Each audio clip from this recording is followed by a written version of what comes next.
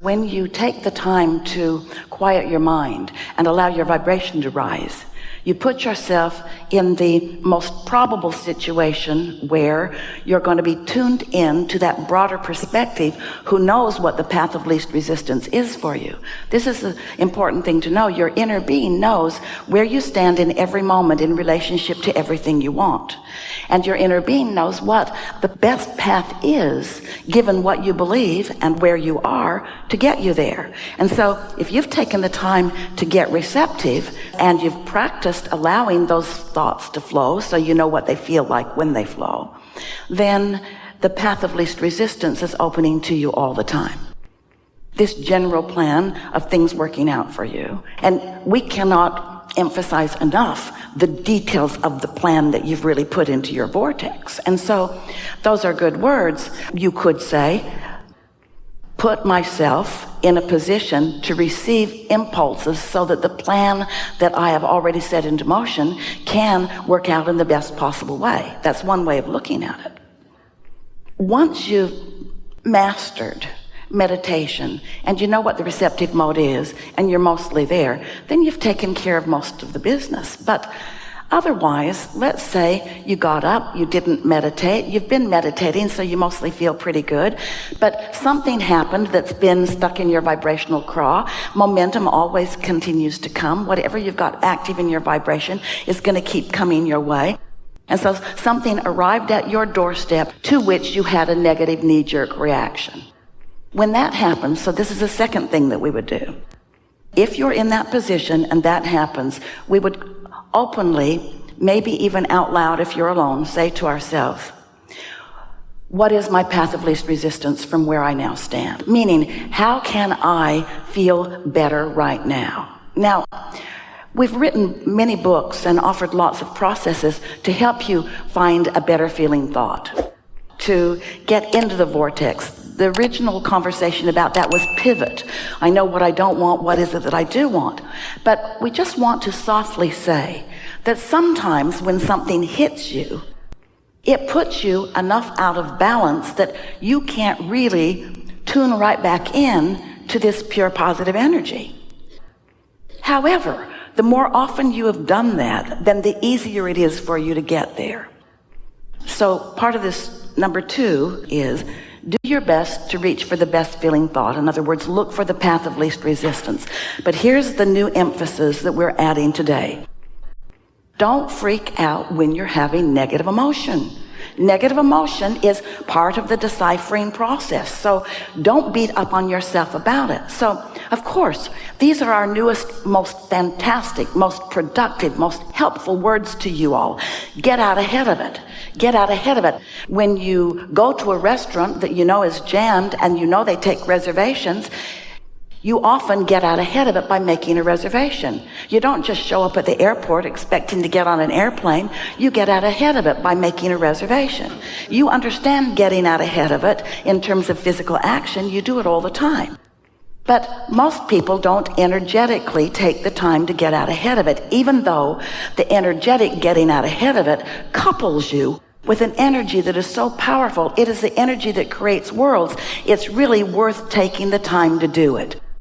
But for whatever reason, on this particular subject, you didn't get out ahead of it because it wasn't keenly in your awareness until this manifestation showed up, and you are now maybe more keenly aware, or maybe only now aware, that you had this vibration and now it's manifested. You're looking at it with full view. Don't look too long. Don't try to solve the problem. This is the second thing that we would do if we were standing in your physical shoes. We would not try to solve the problem, because when the problem shows up and you get after it, don't worry, it will get worse. It will get bigger and bigger and bigger and bigger and bigger. The law of attraction says that it must. And yet you are sort of humanly wired to say, oh, I got to fix this. You've been fixing it for others. You've been fixing it for your lovers. You've been fixing it for your kids. You've been fixing it to get the mark on the chart. You've been fixing things, or thinking you are. You haven't been fixing them. You've just been making them bigger every single time. And so rather than being that dog on a bone that's trying to fix this thing that is wrong, just acknowledge, My guidance is letting me know that I'm out of whack here. I'm just going to let this go for now. Let it go. The only logical way that any of you with your intellect and your reason could let it go is if you understand that when the problem happened, you put a new request. And so you're going to let the new request gestate. And more important, you're going to let your inner being and the law of attraction factor in your new request. It could be a new request about an old mate. It could be a new request about an old situation. So you don't think it's new, but it is. Everything that just happened is new because in every moment you are. So your new request is being factored in. And now you have only one thing to do, and that's chill. That's not easy when this thing just happened because you want to solve it. You know what it is that is mostly making you want to do something about this thing that just happened just now? You believe that your perspective is right. And you believe that whoever else is involved, if their perspective is different than yours, is wrong. And there is this quest to be right. Now, we want to appeal to your logic here. We think you are right. Because whatever just happened, everything that you know makes you know that this is off. And they're probably feeling the same way, but we're not talking to them. We're just talking about them. So you may very well be right, but now you're doing something that will never work for you. You're trying to find harmony with a human, an unreasonable human who thinks they're right about something that you know they're wrong about. When what you're wanting to find harmony with is your inner being and your own evolution. In other words, the harmony that you're looking for, you're wanting to find the path to what this situation had caused you to want, not prove yourself right. You need to admit that you're wrong. Oh, good luck with that. There's the appeals court, you know. And then. You never get to the bottom of it.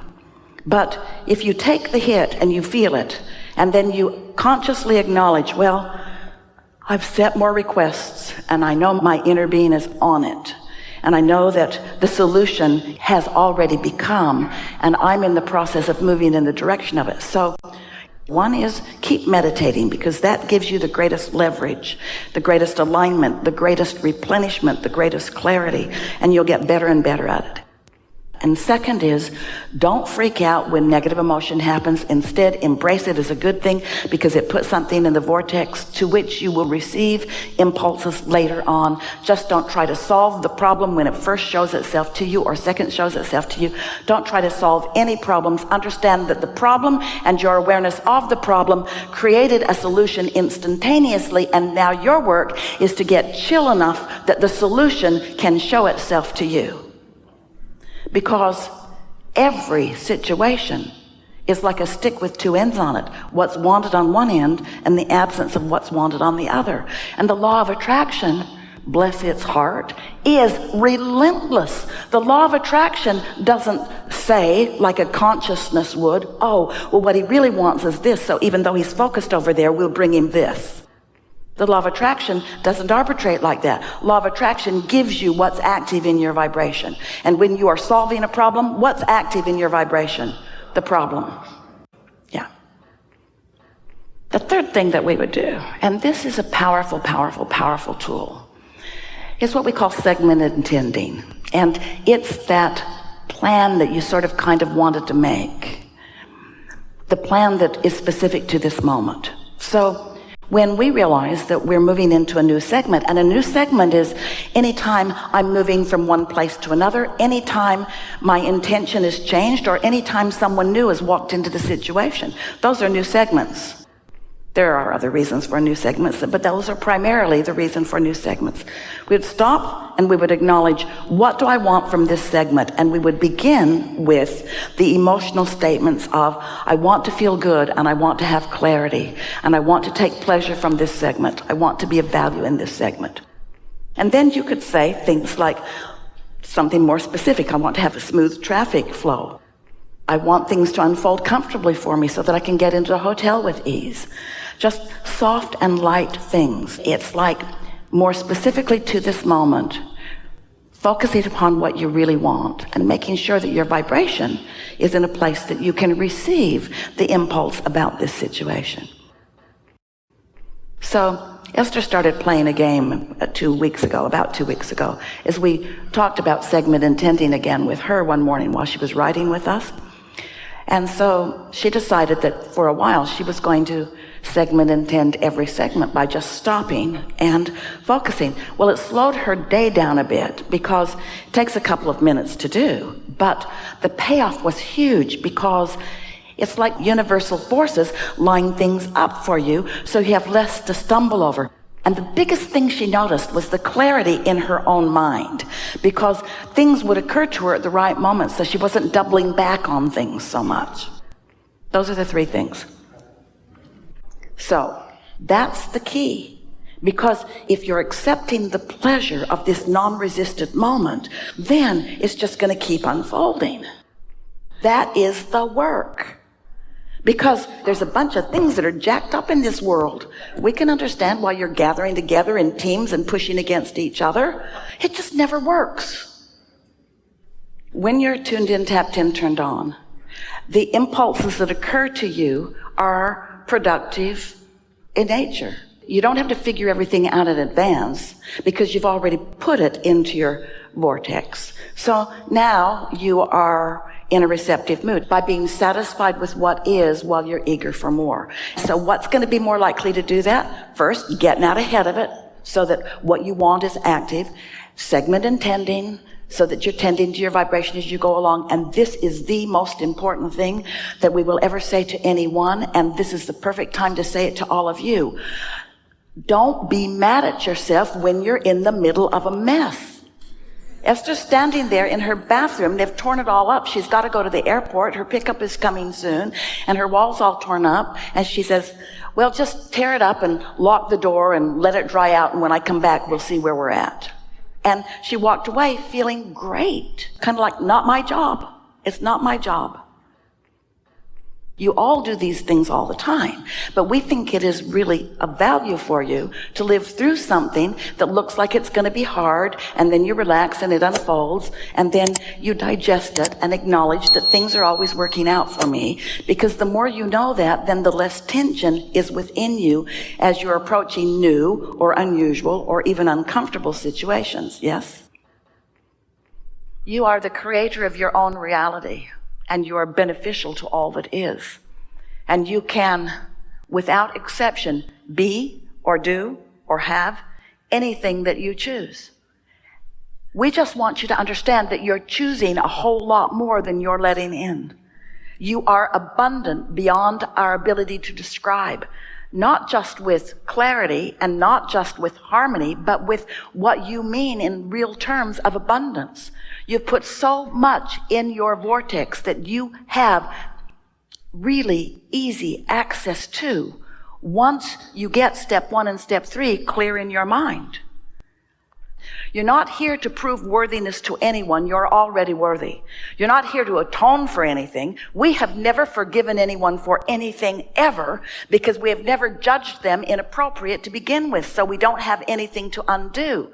You have judged all kinds of things inappropriate, but you don't have anything to forgive either, because you can't forgive, because when you look upon the thing that you're trying to forgive, you keep it active and you keep yourself separated from the love that is source, and then you're in less than forgiveness, where when you're in vibrational alignment with who you are, forgiveness isn't even a word that we use. We can't forgive. That word can't exist. Can you hear how that word cannot exist? That state of being cannot exist in a consciousness where there has never been anything to undo, to atone for. There is great love here for you. And for now, we remain in your vortex. Really good.